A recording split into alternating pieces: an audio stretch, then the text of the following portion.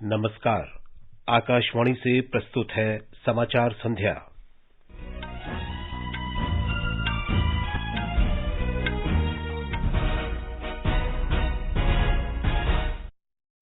केंद्र ने नागालैंड, असम और मणिपुर में सशस्त्र बल विशेषाधिकार अधिनियम अफ्स्पा के तहत अशांत क्षेत्र में कमी करने का फैसला किया।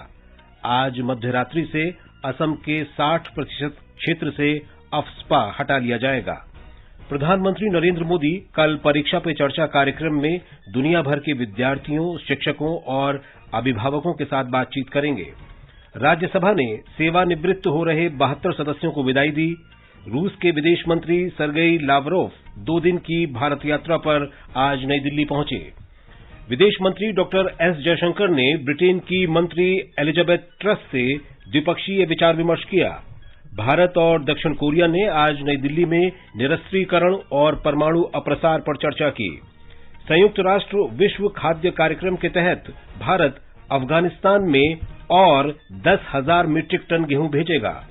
देश में खेलों को प्रोत्साहन देने पर लोकसभा में चर्चा और आईपीएल क्रिकेट में मुंबई के ब्रेबोर्न स्टेडियम में चेन्नई सुपर किंग्स और लखनऊ सुपर जायंट्स का मैच जारी।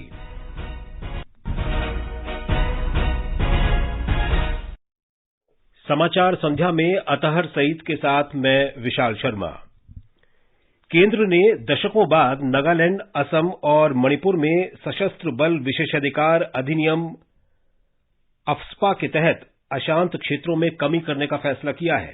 केंद्रीय गृह मंत्री अमित शाह ने ट्वीट करके कहा कि अफ्स्पा के तहत पूर्वोत्तर क्षेत्रों में उग्रवाद को समाप्त करने और स्थायी शांति लाने के लिए लगातार प्रयासों और कई समझौतों के फलस्वरूप बेहतर सुरक्षा स्थिति और तेजी से विकास हुआ है। प्रधानमंत्री नरेंद्र मोदी की अडिग प्रतिबद्धता की सराहना करते हुए श्री शाह ने कहा कि पूर्वोत्तर क्षेत्र जो दशकों से उपेक्षित था, अब शांति, समृद्धि और समग्र विकास के एक नए युग का गवाह बन रहा है। असम के मुख्यमंत्री हिमंता बिस्वा शर्मा ने कहा है कि राज्य के 60% इलाकों में आज मध्य रात्रि से अफ्स्पा कानून हटा दिया जाएगा। गुवाहाटी में मुख्यमंत्री ने पत्रकारों के साथ बातचीत में पूर्वोत्तर के 3 राज्यों से आंशिक रूप से अफ्स्पा हटाए जाने के केंद्र के निर्णय का स्वागत किया। श्री शर्मा ने कहा कि केंद्र के निर्णय के बाद असम में केवल 9 जिलों और 1 सब डिवीजन में ये कानून लागू रहेगा। If you look at this map, you will see that complete lower Assam and central Assam and north Assam, APSA will be withdrawn from midnight today. Now, APSA will be there only in the hills district of Assam and in the upper Assam, where, as we all know, that situation is yet to be improved to the satisfaction of the government. Things are still in the transition stage, and we are hopeful that in this district also we will be able to take a call sooner than later. Shri Biswa Sharma ने कहा कि इस कानून को हटाए जाने से पूर्वोत्तर के राज्यों में निवेश को बढ़ावा मिलेगा। प्रधानमंत्री नरेंद्र मोदी कल परीक्षा पे चर्चा कार्यक्रम में दुनिया भर के विद्यार्थियों, शिक्षकों और अभिभावकों के साथ संवाद करेंगे। नई दिल्ली में तालकटोरा स्टेडियम में आयोजित होने वाला ये बहुप्रतीक्षित वार्षिक कार्यक्रम है। प्रधानमंत्री लाइव कार्यक्रम में विद्यार्थियों को परीक्षा के तनाव से मुक्त रहने से संबंधित पूछे गए सवालों का विशेष शैली में जवाब देते हैं। एक रिपोर्ट। परीक्षा पे चर्चा आपसी बातचीत का कार्यक्रम है जिसमें देश और विदेश के विद्यार्थी, अभिभावक और शिक्षक प्रधानमंत्री से परीक्षा के तनाव से उबरने और जीवन को उत्सव के रूप में मनाने के संबंध में बातचीत करते हैं। इस कार्यक्रम के लिए कक्षा 9 से 12 तक के विद्यार्थियों, शिक्षकों और अभिभावकों का चयन ऑनलाइन प्रतियोगिता के माध्यम से किया जाता है। कोविड मानकों को ध्यान में रखते हुए दिल्ली एनसीआर, उत्तर प्रदेश और हरियाणा के सिर्फ 1000 विद्यार्थियों को दिल्ली के तालकटोरा स्टेडियम में आमंत्रित किया गया है। पहली बार देश भर के सभी राज्यों और केंद्र शासित प्रदेशों के राजभवन से चुने हुए विद्यार्थी भी इस कार्यक्रम में शामिल होंगे। दीपेंद्र कुमार, आकाशवाणी समाचार, दिल्ली। आकाशवाणी से विशेष बातचीत में शिक्षाविद संत चौधरी ने बताया कि प्रधानमंत्री के संवाद से छात्रों को मार्गदर्शन मिलता है।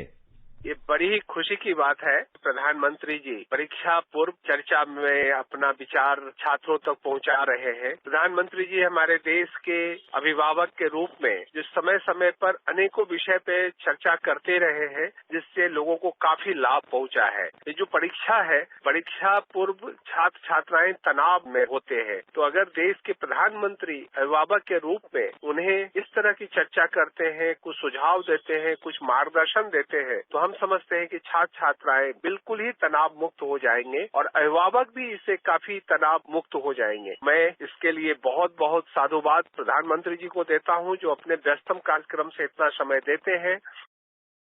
केंद्रीय माध्यमिक शिक्षा बोर्ड के परीक्षा नियंत्रक संयम भारद्वाज ने कहा, ये बहुत ही महत्वपूर्ण बात है कि प्रधानमंत्री स्वयं बच्चों से रूबरू हो रहे हैं। मेरा सभी विद्यालयों से जो हमसे संबंध है, दूसरे विद्यालय, उनके मैनेजमेंट, उनके प्रिंसिपल, उनके टीचर्स और सभी बच्चों से मैं कहना चाहूंगा कि वो प्रधानमंत्री को जरूर सुने। वो किस तरीके से बच्चों के साथ इंटरेक्ट करते हैं, किस तरीके से बच्चों की समस्याओं का समाधान करते हैं, ये बहुत जरूरी है, क्योंकि सोच बदलेगी तो देश बदलेगा। हमको देखना चाहिए कि वो बच्चों के साथ किस तरीके से रूबरू होते हैं, किस तरीके से उनकी बातों को ध्यान से सुनते हैं और उनका समाधान करते हैं। केंद्रीय मंत्री धर्मेंद्र प्रधान ने परीक्षा पे चर्चा को प्रधानमंत्री नरेंद्र मोदी की अनूठी पहल बताते हुए इसे जन आंदोलन बताया। आज भी हमारे देश में विद्यार्थियों की, छात्रों की बड़ी डर रहती है। परीक्षा पे दबे रहते हैं, स्ट्रेस रहते हैं, मन में एंजाइटी रहती है, उत्कंठा रहती है। यही आधे चीज को खराब कर देती है। डिस्ट्रेस होना, हल्का होना, मन को ठीक रखना, यही सबसे बड़ी आवश्यकता होती है। इससे क्या बढ़िया बात हो सकती है। देश की स्वयं प्रधानमंत्री प्रेरित करे बच्चों को, उनको डिस्ट्रेस करे, उनको कंफर्ट दे। पुदुचेरी के उपराज्यपाल डॉक्टर तमिलसाई सौंदरराजन ने कहा है कि प्रधानमंत्री के परीक्षा पे चर्चा कार्यक्रम से निश्चित रूप से युवा विद्यार्थियों का नैतिक बल बढ़ेगा। राजनिवास में डॉक्टर तमिलसाई ने इसे विश्व में विद्यार्थियों के साथ विचार विमर्श करने के सबसे बड़े कार्यक्रम में से एक बताया। उन्होंने कहा कि इस वर्ष विद्यार्थियों को राजभवनों को देखने की अनुमति दी जाएगी ताकि वे सुंदर इमारतों का अवलोकन कर सकें। पुदुचेरी में राजनिवास से 50 विद्यार्थी और तेलंगाना में 150 विद्यार्थी इस कार्यक्रम में भाग लेंगे।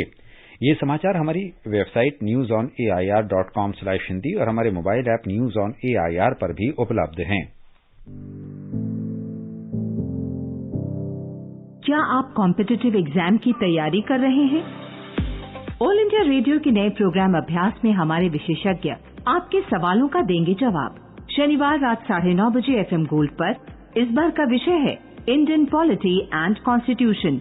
आप इससे जुड़े सवाल व्हाट्सएप करें 9289094044 पर या सवाल ईमेल भी कर सकते हैं abhyas.airnews@gmail.com पर।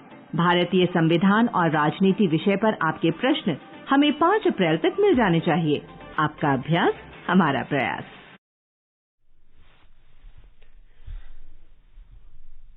समाचार संध्या में आपका फिर स्वागत है। राज्यसभा ने आज इस वर्ष मार्च से जुलाई तक सेवानिवृत्त होने वाले 72 सदस्यों को विदाई दी। इस अवसर पर प्रधानमंत्री ने कहा कि इन सदस्यों के जाने के साथ शेष सदस्यों की जिम्मेदारी बढ़ जाती है, क्योंकि उन्हें निवर्तमान सदस्यों की विरासत को आगे बढ़ाना होता है। जब अनुभवी लोग जाते हैं उनके लिए यहाँ बहुत कहा जाएगा, लेकिन जब अनुभवी यहाँ है तब जो है उनकी जिम्मेवारी जरा और बढ़ जाती है। वो जो अनुभव की गाथा यहाँ छोड़ के गए हैं, जो बाकी यहाँ रहने वाले हैं, उनको उसको आगे बढ़ाना होता है। और जब वो आगे बढ़ाते हैं तो सदन की ताकत को कभी कमी महसूस नहीं होती है। और मुझे विश्वास है कि आप जो साथी आज विदाई लेने वाले हैं, उनसे हम जो सभी सीखे हैं, आज हम भी संकल्प करें उसमें से जो भी उत्तम है, जो श्रेष्ठ है, उसको हम आगे बढ़ाने में इस सदन की पवित्र जगह का जरूर हम उपयोग करेंगे और ताकि देश को समृद्धि में बहुत काम आएगा। श्री मोदी ने कहा कि ऊपरी सदन देश के सभी हिस्से के लोगों की भावनाएं, दुख, दर्द और उत्साह को दर्शाता है। उन्होंने ये भी कहा कि ये सच है कि एक सदस्य के रूप में उसका सदन में बहुत योगदान होता है, लेकिन ये भी सच है कि सदन सदस्यों को बहुत कुछ देता है। प्रधानमंत्री ने ये भी सुझाव दिया कि सदस्यों को अपने संस्मरणों को भावी पीढ़ियों के लिए उपयोगी संदर्भ के रूप में लिखना चाहिए। श्री मोदी ने सेवानिवृत्त सदस्यों से आजादी का अमृत महोत्सव के उत्सव में लोगों को प्रेरित करने का भी आग्रह किया। ये आजादी का अमृत महोत्सव, आजादी के 75 साल किया। हमारे महापुरुषों ने देश के लिए बहुत कुछ दिया, अब देने की जिम्मेवारी हमारी है। हम यहाँ से उस भाव को लेकर के, क्योंकि अब थोड़ा समय ज्यादा होगा हमारे पास, जब यहाँ से जा रहे हैं तो सभापति जी का बंधन भी नहीं होगा, तो आप बड़े खुले मन से एक बड़े मंच पर जाकर के आजादी के अमृत महोत्सव इस महामूल्य पर्व को माध्यम बनाकर आने वाली पीढ़ियों को कैसे प्रेरित कर सकते हैं, उसमें अगर आपका योगदान रहेगा, मैं समझता हूं देश को बहुत बड़ी ताकत मिलेगी, बहुत बड़ा लाभ मिलेगा। राज्यसभा के सभापति एम वेंकैया नायडू ने देश भर के जन प्रतिनिधियों से आग्रह किया कि वे कार्य प्रदर्शन और कार्य विधि की एकता से प्रेरित हों तथा कानून बनाने वाली संस्थाओं को बाधित न करें और लोगों से मिले सम्मान तथा विशेषाधिकार को बनाए रखें। उन्होंने 2017 से व्यवधानों के कारण सदन की कार्रवाई का 35% से अधिक समय बर्बाद होने पर चिंता व्यक्त की। उपसभापति हरिवंश ने कहा कि सेवानिवृत्त होने वाले सदस्य आने वाली पीढ़ी को प्रेरणा देते रहेंगे। राज्यसभा में सदन के नेता पीयूष गोयल ने कहा कि सेवानिवृत्त हो रहे सभी सदस्यों ने अपने कार्यकाल के दौरान अपने अनुभवों और चर्चा के माध्यम से संसद की छवि को बढ़ाने में बहुमूल्य योगदान दिया है। श्री गोयल भी सेवानिवृत्त हो रहे हैं। राज्यसभा में विपक्ष के नेता मल्लिकार्जुन खड़गे ने उच्च सदन को विचारों का कक्ष बताते हुए कहा कि राजनेता कभी सेवानिवृत्त नहीं होते और वे देश सेवा करते रहते हैं। आगे बढ़ने से पहले मुख्य समाचारों पर एक नजर। केंद्र ने नागालैंड, असम और मणिपुर में सशस्त्र बल विशेषाधिकार अधिनियम के तहत अशांत क्षेत्र में कमी करने का फैसला किया। आज मध्य रात्रि से असम के 60% क्षेत्र से अफस्पा हटा लिया जाएगा। प्रधानमंत्री नरेंद्र मोदी कल परीक्षा पे चर्चा कार्यक्रम में दुनिया भर के विद्यार्थियों, शिक्षकों और अभिभावकों के साथ बातचीत करेंगे। राज्यसभा ने सेवानिवृत्त हो रहे 72 सदस्यों को विदाई दी। रूस के विदेश मंत्री सरगेई लावरोव 2 दिन की भारत यात्रा पर नई दिल्ली पहुंचे। विदेश मंत्री डॉक्टर एस जयशंकर ने ब्रिटेन की मंत्री एलिजाबेथ ट्रस से द्विपक्षीय विचार विमर्श किया। भारत और दक्षिण कोरिया ने आज नई दिल्ली में निरस्त्रीकरण और परमाणु अप्रसार पर चर्चा की। संयुक्त राष्ट्र विश्व खाद्य कार्यक्रम के तहत भारत अफगानिस्तान में और 10,000 मीट्रिक टन गेहूं भेजेगा। देश में खेलों को प्रोत्साहन देने पर लोकसभा में चर्चा। और आईपीएल क्रिकेट में मुंबई के ब्रेबोर्न स्टेडियम में चेन्नई सुपर किंग्स और लखनऊ सुपर जायंट्स का मैच जारी।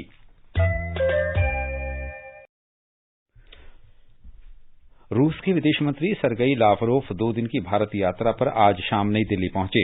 उनके प्रवास के दौरान भारत के लिए तेल और सैन्य उपकरण की खरीद की भुगतान प्रणाली पर मुख्य रूप से चर्चा होने की संभावना है। 24 फरवरी को यूक्रेन के विरुद्ध रूस की सैन्य कार्रवाई आरंभ होने के बाद रूस के किसी नेता की ये पहली उच्चस्तरीय भारत यात्रा है। श्री लावरोव चीन की 2 दिन की यात्रा के बाद भारत आए हैं। विदेश मंत्री डॉक्टर एस जयशंकर ने आज शाम ब्रिटेन की विदेश मंत्री एलिजाबेथ ट्रस के साथ द्विपक्षीय, क्षेत्रीय और वैश्विक मुद्दों पर शिष्टमंडल स्तर की चर्चा की। बातचीत के दौरान डॉक्टर जयशंकर ने कहा कि भारत ब्रिटेन संबंधों के लिए रोडमैप 2030 के बारे में महत्वपूर्ण प्रगति हुई है, लेकिन अभी बहुत कुछ करना बाकी है। सुश्री ट्रस 1 दिन की यात्रा पर आज नई दिल्ली पहुंची। वे पिछले वर्ष 4 मई को प्रधानमंत्री नरेंद्र मोदी और ब्रिटेन के प्रधानमंत्री बोरिस जॉनसन के बीच भारत ब्रिटेन वर्चुअल शिखर सम्मेलन के दौरान दोनों देशों के संबंधों को बढ़ाकर व्यापक रणनीतिक साझेदारी किया गया था। निरस्त्रीकरण और परमाणु अप्रसार से संबंधित भारत दक्षिण कोरिया परामर्श वार्ता आज नई दिल्ली में आयोजित की गई। विदेश मंत्रालय ने कहा कि दोनों पक्षों ने परमाणु, रासायनिक और जैविक हथियारों, अंतरिक्ष से संबंधित मुद्दों, क्षेत्रीय अप्रसार मुद्दों, पारंपरिक हथियारों और निर्यात नियंत्रण व्यवस्थाओं के बारे में विचार विमर्श किया। भारत और संयुक्त राष्ट्र विश्व खाद्य कार्यक्रम UNWFP ने अफगानिस्तान को 10,000 मीट्रिक टन गेहूं की अगली खेप दिए जाने के दूसरे समझौते पर हस्ताक्षर किए हैं। पहले समझौते पर पिछले महीने रोम में हस्ताक्षर किए गए थे। भारत ने अफगानिस्तान में बिगड़ती मानवीय स्थिति के मद्देनजर वहां के लोगों को 50,000 मीट्रिक टन गेहूं देने का निर्णय लिया था। इसके लिए संयुक्त राष्ट्र ने कई बार अपील भी की थी। अब तक अफगानिस्तान को 10,000 मीट्रिक टन गेहूं की पहली खेप पहुंचा दी गई है। विदेश सचिव हर्षवर्धन श्रृंगला ने आज नई दिल्ली में अंतर्राष्ट्रीय अर्थव्यवस्था और G20 शेरपा के लिए अमेरिका के उपराष्ट्रीय सलाहकार दलीप सिंह से मुलाकात की। दोनों पक्षों ने भारत अमेरिका आर्थिक सहयोग और महत्वपूर्ण क्षेत्रों में भागीदारी के बारे में विचार विमर्श किया। विदेश मंत्रालय के प्रवक्ता अरिंदम बागची ने कहा है कि दोनों अधिकारी G20 सहित आपसी हित के वैश्विक मुद्दों पर एक साथ कार्य करने के लिए इच्छुक हैं। संसदीय समिति ने देश के हवाई अड्डों पर यात्रियों की बायोमेट्रिक स्कैनिंग और स्क्रीनिंग के लिए वैश्विक श्रेष्ठ प्रक्रियाएं लागू करने की सरकार से सिफारिश की है। टीजी वेंकटेश की अध्यक्षता में परिवहन, पर्यटन और संस्कृति से संबंधित संसदीय स्थायी समिति ने संसद में आज रिपोर्ट प्रस्तुत की। समिति की राय है कि सरकार को ये पता लगाना चाहिए कि विश्व में कई हवाई अड्डों में इस्तेमाल की जा रही चेहरे की पहचान, अंगुलियों के निशान और रेटिनल स्कैन जैसी बायोमेट्रिक स्क्रीनिंग देश में प्रयोग की जा सकती है या नहीं। कृषि मंत्री नरेंद्र सिंह तोमर ने आज कहा कि सूरजमुखी की बुआई के क्षेत्र और इसके उत्पादन को देश में बढ़ावा देने पर बल दिया जा रहा है। उन्होंने कहा कि सूरजमुखी को तिलहन और ऑयल पाम मिशन की तरह बढ़ावा दिया जाएगा। श्री तोमर राज्य सरकारों और सूरजमुखी के उत्पादन को बढ़ावा देने से संबंधित विशेषज्ञों की बैठक को संबोधित कर रहे थे। उन्होंने कहा कि राज्यों और विशेषज्ञों के सुझावों के अध्ययन के बाद एक विस्तृत कार्य योजना तैयार की जाएगी। उन्होंने घोषणा की कि प्रमुख राज्य सरकारों और पक्षों तथा कृषि आयुक्त और अन्य संबंधित अधिकारियों की उपसमिति इस बारे में एक खाका तैयार करने का काम करेगी। श्री तोमर ने राज्यों से कहा कि वे सूरजमुखी के उत्पादन को बढ़ाएं। राजस्थान में सरिस्का के जंगल में लगी आग पर लगभग नियंत्रण पा लिया गया है। मुख्यमंत्री अशोक गहलोत ने कल प्रधानमंत्री नरेंद्र मोदी से फोन पर बात की और स्थिति से अवगत कराया। सरिस्का टाइगर रिजर्व के अकबरपुर रेंज में रविवार को आग लग गई थी। पंजाब मंत्रिपरिषद ने कल राज्य विधानसभा का एक दिवसीय विशेष सत्र बुलाने का निर्णय लिया है। चंडीगढ़ में केंद्रीय सेवा नियम लागू किए जाने के खिलाफ विधानसभा में निंदा प्रस्ताव लाए जाने की भी संभावना है।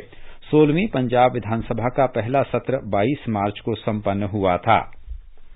महाराष्ट्र के मुख्यमंत्री उद्धव ठाकरे ने आज राज्य मंत्रिमंडल की बैठक में घोषणा की कि कोरोना काल में लगा प्रतिबंध गुड़ी पड़वा यानी 2 अप्रैल से पूरी तरह से उठा लिया जाएगा। हालांकि श्री ठाकरे ने नागरिकों से भविष्य में कोरोना के खतरों से बचाव के लिए मास्क लगाए रखने तथा टीका भी लगवाने की सलाह दी। आईपीएल क्रिकेट में मुंबई के ब्रिबोन स्टेडियम में लखनऊ सुपर जायंट्स के साथ मैच में चेन्नई सुपर किंग्स ने ताजा समाचार मिलने तक 8 ओवर में 2 विकेट पर 87 रन बना लिए थे। लखनऊ सुपर जायंट्स ने टॉस जीतकर पहले गेंदबाजी करने का फैसला किया। टूर्नामेंट में दोनों ही टीमों को अपने पहले मैच में हार का सामना करना पड़ा था। देश में खेलों को प्रोत्साहन देने की आवश्यकता और इस दिशा में सरकार के स्तर पर किए गए उपायों पर आज लोकसभा में चर्चा हुई। चर्चा शुरू करते हुए कांग्रेस के गौरव गोगोई ने यह जानना चाहा कि पिछले 7 वर्ष से लागू की जा रही सरकार की विभिन्न योजनाओं के क्या परिणाम हुए। उन्होंने ये भी जानना चाहा कि सरकार देश में खेलों को प्रोत्साहन देने के बारे में क्या नजरिया रखती है।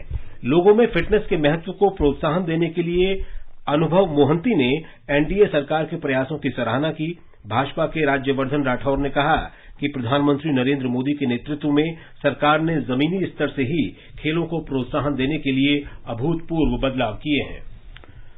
प्रस्तुत है संसद में आज हुई कार्यवाही की समीक्षा। पहले राज्यसभा, लेखक हैं पीटीआई भाषा के अविनाश। राज्यसभा ने आज अपने 72 सदस्यों को विदाई दी, जो अगले कुछ महीनों में सेवानिवृत्त हो रहे हैं। इन सदस्यों में कांग्रेस के एके एंटनी, आनंद शर्मा, अंबिका सोनी, कपिल सिब्बल, भाजपा के सुरेश प्रभु, सुब्रमण्यम स्वामी, बहुजन समाज पार्टी के सतीश चंद्र मिश्रा, शिवसेना के संजय राउत, राष्ट्रवादी कांग्रेस पार्टी के प्रफुल्ल पटेल शामिल हैं। सेवानिवृत्त हो रहे सदस्यों में निर्मला सीतारमण, पीयूष गोयल, मुख्तार अब्बास नकवी और आरसीपी सिंह जैसे मंत्री भी शामिल हैं। मनोनीत सदस्यों एमसी मैरीकॉम, स्वप्नदास गुप्ता और नरेंद्र जाधव का भी कार्यकाल समाप्त हो रहा है। सभापति एम वेंकैया नायडू ने सभी सदस्यों व देश भर के विधायकों से जुनून के साथ बेहतर प्रदर्शन करने और नियमों तथा प्रक्रियाओं का ईमानदारी से पालन करने की अपील की और कहा कि उन्हें अपने अपने सदनों में व्यवधान पैदा करने से बचना चाहिए। श्री नायडू ने कहा कि जनता की उम्मीदें और आकांक्षाएं कानून व नीतियों के निर्माण में समाहित होती हैं, इसलिए सभी निर्वाचित प्रतिनिधियों को सुनिश्चित करना चाहिए कि जनता की उम्मीदों को पूरा किया जाए। प्रधानमंत्री नरेंद्र मोदी ने सेवानिवृत्त हो रहे सदस्यों के बेहतर भविष्य की कामना करते हुए उनसे आग्रह किया कि वे अपने अनुभवों को चारों दिशाओं में ले जाएं और अपने योगदान को कलमबद्ध कर देश की भावी पीढ़ी को प्रेरित करें। उन्होंने कहा कि जो सदस्य सेवानिवृत्त हो रहे हैं उनके पास अनुभव की बहुत बड़ी पूंजी है और कभी कभी ज्ञान से ज्यादा अनुभव की ताकत होती है। सदन में विपक्ष के नेता मल्लिकार्जुन खड़गे ने कहा कि सदन की गरिमा बढ़ाने में उल्लेखनीय योगदान देने वाले ये 72 सदस्य सत्ता पक्ष और विपक्ष दोनों के हैं। इनमें से कुछ सदस्य बहुत वरिष्ठ हैं और उन्हें लंबा अनुभव भी है। उप सभापति हरिवंश ने कहा कि यहां से जा रहे सदस्यों के ज्ञान का भंडार आने वाली पीढ़ियों को प्रेरित करेगा। उन्होंने कहा कुछ सदस्य सदन में पुनः वापस आएंगे, जो सदस्य वापस नहीं आएंगे वो एक नई पारी की शुरुआत करेंगे। सदन के नेता पीयूष गोयल ने कहा जब सदस्य पूरी तैयारी के साथ सदन में अपना पक्ष रखते हैं और जनता के हित में काम करते हैं तो मैं समझता हूं कि वास्तव में उच्च सदन की गरिमा और बढ़ेगी, साथ ही देश का भी विश्वास हम सभी पर बढ़ेगा। तृणमूल कांग्रेस के डेरेक ओब्रायन ने कहा कि संसद में हमें हर तरह के अनुभव प्राप्त होते हैं और इन सुखद यादों का स्मृतियों में हमेशा बसेरा रहेगा। द्रमुक सदस्य तिरुचि शिवा ने कहा कि विभिन्न क्षेत्रों में विशेषज्ञता हासिल कर चुके सदस्य यहां आते हैं और उनके ज्ञान का लाभ यहां हमें मिलता है। बीजेपी के प्रसन्न आचार्य ने कहा कि सदन का सदस्य बनने के बाद उन्हें नए अनुभव हुए और यहां अपने अपने क्षेत्रों के विद्वानों से काफी कुछ सीखने को मिला। वाईएसआर कांग्रेस पार्टी के वी विजय साई रेड्डी ने कहा कि उन्होंने कभी नहीं सोचा था कि वो एक दिन इस सदन के सदस्य बनेंगे। समाजवादी पार्टी के रामगोपाल यादव ने कहा कि हर 2 साल बाद एक ऐसा दिन आता है और मन को दुखी कर देता है। राष्ट्रीय जनता दल के प्रेमचंद गुप्ता, बसपा के सतीश चंद्र मिश्रा, कांग्रेस के वरिष्ठ नेता आनंद शर्मा, जनता दल यू के रामनाथ ठाकुर, तेलुगु देशम पार्टी सदस्य के रविन्द्र कुमार, असम गण परिषद के वीरेंद्र प्रसाद वैश्य, पूर्व प्रधानमंत्री और जनता दल एस के नेता एचडी देवेगौड़ा, सपा के चौधरी सुखराम सिंह यादव, स्वप्नदास गुप्ता, टीआरएस के धर्मपुरी श्रीनिवास, अल्पसंख्यक कार्य मंत्री मुख्तार अब्बास नकवी, भाजपा की रूपा गांगुली, कांग्रेस की छाया वर्मा, बीजेपी के सस्मित पात्रा, माकपा की झरना दास वैद्य व अन्ना द्रमुक सदस्य ए नवनीत कृष्णन ने भी सदन में अपने अनुभव साझा किए। और अब सुनिए लोकसभा में हुई कार्यवाही की समीक्षा। लेखक हैं पीटीआई भाषा के वैभव माहेश्वरी। लोकसभा में कांग्रेस, तृणमूल कांग्रेस सहित कुछ अन्य विपक्षी दलों के सदस्यों ने पेट्रोल, डीजल सहित ईंधन की कीमतों में वृद्धि का मुद्दा आज सदन में उठाने का प्रयास किया और अनुमति न मिलने पर विरोध जताते हुए सदन से वॉकआउट किया। लोकसभा की कार्यवाही सुबह शुरू होने पर विपक्षी दलों के सदस्य पेट्रोल, डीजल सहित ईंधन की कीमतों में वृद्धि का मुद्दा उठाने लगे और आसन के समीप आकर नारेबाजी करने लगे। लोकसभा अध्यक्ष ओम बिरला ने कहा कि उन्होंने सदस्यों को ये विषय उठाने के लिए इस सत्र के दौरान 4 बार मौका दिया है। उन्होंने कहा कि सदस्यों को अपनी सीट पर जाना चाहिए और सदन की कार्यवाही में हिस्सा लेना चाहिए। विपक्षी सदस्यों का हंगामा हालांकि जारी रहा और अध्यक्ष ने हंगामे के बीच ही प्रश्नकाल चलाया। कांग्रेस, तृणमूल कांग्रेस, द्रमुक, माकपा, भाकपा सदस्यों ने इस विषय को सदन में उठाने की अनुमति न मिलने पर विरोध प्रकट किया। करीब 30 मिनट बाद कांग्रेस, तृणमूल कांग्रेस सहित कुछ अन्य विपक्षी दलों के सदस्य सदन से वॉकआउट कर गए। कांग्रेस अध्यक्ष सोनिया गांधी ने सदन में कहा कि महात्मा गांधी राष्ट्रीय ग्रामीण रोजगार गारंटी योजना के बजट में कटौती की गई है, जिसके कारण मजदूरों को काफी दिक्कतों का सामना करना पड़ रहा है। ऐसे में सरकार को पर्याप्त आवंटन सुनिश्चित करना चाहिए। सरकार ने उनके आरोपों को खारिज करते हुए कहा कि मनरेगा के लिए 1 लाख करोड़ रुपए से अधिक का आवंटन हुआ है, जबकि पूर्व की यूपीए सरकार के समय न सिर्फ आवंटन कम था बल्कि भ्रष्टाचार भी होता था। सोनिया गांधी ने कहा कि इस साल मनरेगा का बजट पिछले साल के मुकाबले 35% कम है। इससे मजदूरों के भुगतान में देरी होती है।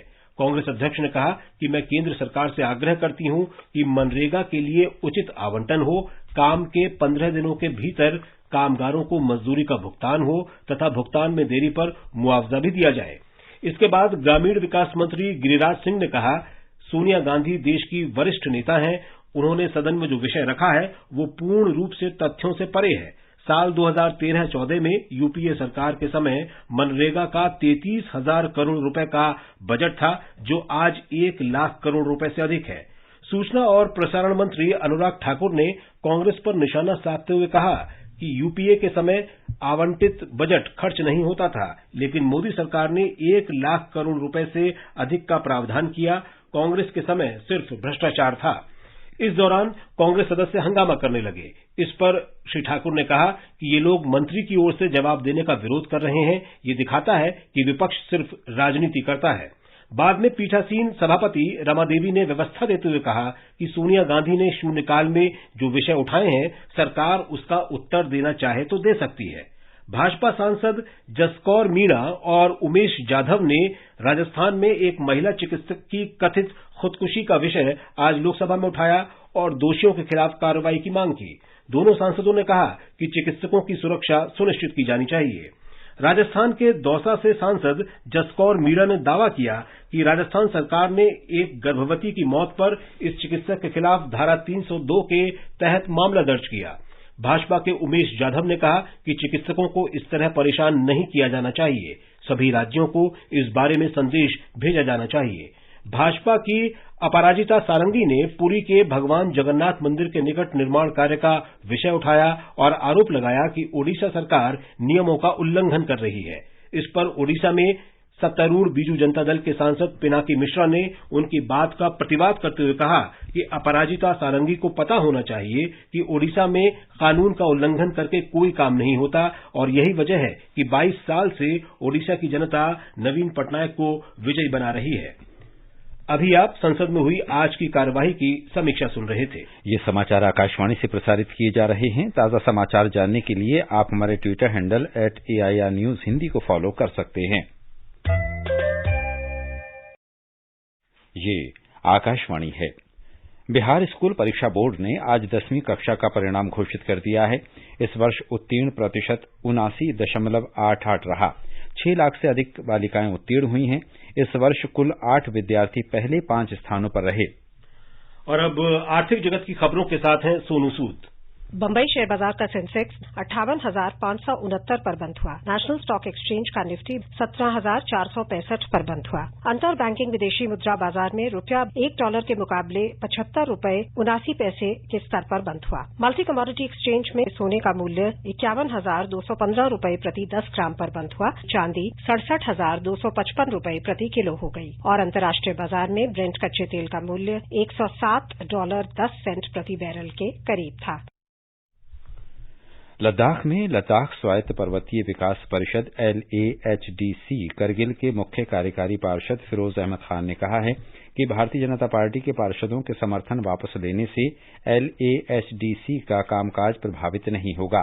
श्री खान ने कहा कि सभी निर्वाचित पार्षदों ने उन्हें CEC के तौर पर बिना किसी राजनीतिक भेदभाव के समर्थन दिया है। आयुष मंत्रालय ने प्रधानमंत्री योग पुरस्कार 2022 के लिए नाम आमंत्रित किए हैं। विजेताओं की घोषणा इस वर्ष 21 जून को अंतर्राष्ट्रीय योग दिवस के अवसर पर की जाएगी। पुरस्कार के लिए आवेदन केवल ऑनलाइन माध्यम से MyGov प्लेटफॉर्म पर किए जा सकते हैं। प्रविष्टि भेजने की अंतिम तिथि 27 अप्रैल है। अब एक नजर कल के मौसम के पूर्वानुमान पर। सबसे पहले देश के 4 महानगरों के मौसम का हाल। राष्ट्रीय राजधानी दिल्ली में दिन में लू चलने के आसार हैं। मुंबई में आसमान साफ रहेगा। चेन्नई और कोलकाता में आंशिक रूप से बादल छाए रहने का अनुमान है। उत्तर भारत में जम्मू, श्रीनगर, मुजफ्फराबाद और लेह में आमतौर पर आसमान साफ रहेगा। गिलगित में आंशिक रूप से बादल छाए रह सकते हैं। देश के पूर्वोत्तर हिस्से गुवाहाटी, शिलंग, इम्फाल, आइजोल, कोहिमा, ईटानगर और गंगटोक में आमतौर पर बादल छाए रहेंगे। और अब अंत में मुख्य समाचार एक बार फिर। केंद्र ने नागालैंड, असम और मणिपुर में सशस्त्र बल विशेषाधिकार अधिनियम अफ्स्पा के तहत अशांत क्षेत्र में कमी करने का फैसला किया। आज मध्यरात्रि से असम के 60% क्षेत्र से अफ्स्पा हटा लिया जाएगा। प्रधानमंत्री नरेंद्र मोदी कल परीक्षा पे चर्चा कार्यक्रम में दुनिया भर के विद्यार्थियों, शिक्षकों और अभिभावकों के साथ बातचीत करेंगे। राज्यसभा ने सेवानिवृत्त हो रहे 72 सदस्यों को विदाई दी। रूस के विदेश मंत्री सरगेई लावरोव 2 दिन की भारत यात्रा पर नई दिल्ली पहुंचे। विदेश मंत्री डॉक्टर एस जयशंकर ने ब्रिटेन की मंत्री एलिजाबेथ ट्रस से द्विपक्षीय विचार विमर्श किया। भारत और दक्षिण कोरिया ने आज नई दिल्ली में निरस्त्रीकरण और परमाणु अप्रसार पर चर्चा की। संयुक्त राष्ट्र विश्व खाद्य कार्यक्रम के तहत भारत अफगानिस्तान में और 10,000 मीट्रिक टन गेहूं भेजेगा। देश में खेलों को प्रोत्साहन देने पर लोकसभा में चर्चा। और आईपीएल क्रिकेट में मुंबई के ब्रेबोर्न स्टेडियम में चेन्नई सुपर किंग्स और लखनऊ सुपर जायंट्स का मैच जारी। इसके साथ ही समाचार संध्या का ये अंक समाप्त हुआ। नमस्कार।